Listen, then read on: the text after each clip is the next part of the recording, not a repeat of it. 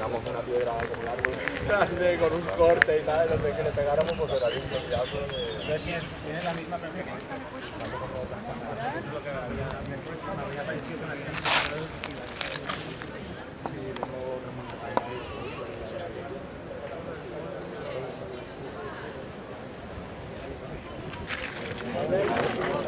Bueno, bienvenidos todos a Incubarte una vez más. A continuación, Álvaro Pichó, performer, artista, comunicador, experiencia de muchos años con el arte. El arte para él es arte o lo que podamos entender como performance en acción. Gracias.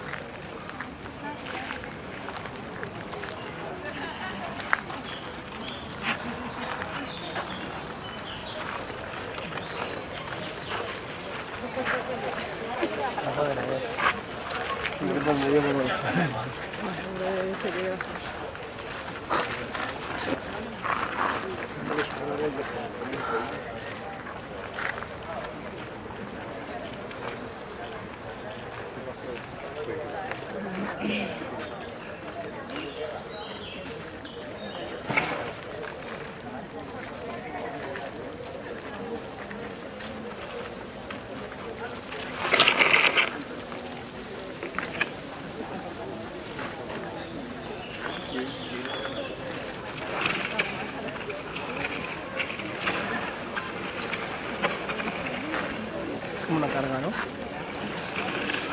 Una carga. Para eso para mí significa que, el que se deja caer confía en el que le coge. Ya, pero todo lo transforma como la carga que está llevando. Y lo que te decía antes, como la cruz. Claro, como algo que está llevando, ¿no? La cruz es transparente.